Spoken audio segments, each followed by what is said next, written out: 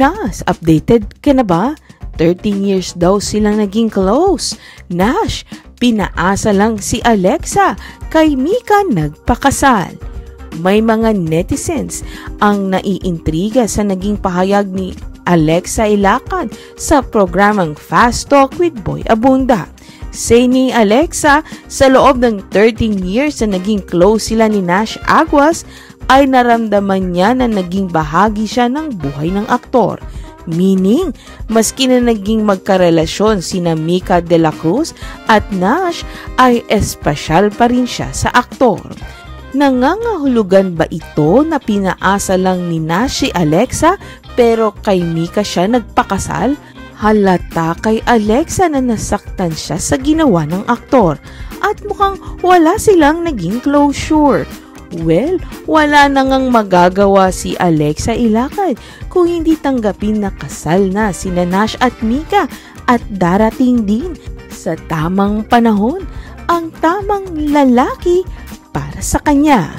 Say ni Alexa, sa loob ng 13 years na naging close sila ni Nash Aguas ay naramdaman niya na naging bahagi siya ng buhay ng aktor.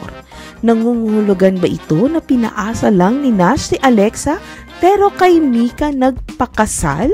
May mga netizens ang naiintriga sa naging pahayag ni Alexa Ilacad sa programang Fast Talk with Boy Abunda.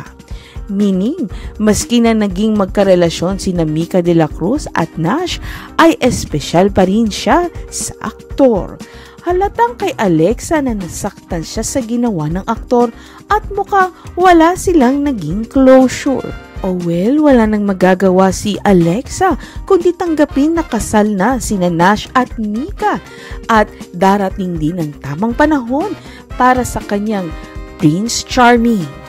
May mga netizens ang naiintriga sa naging pahayag ni Alexa Ilacad sa programang Fast Talk with Boy Abunda. Say ni Alexa, sa loob ng 13 years na naging close sila ni Nash Aguas, ay naramdaman niya na naging bahagi siya ng buhay ng aktor. Meaning, maski na naging magkarelasyon sina Mika de la Cruz at Nash, ay espesyal pa rin siya sa aktor.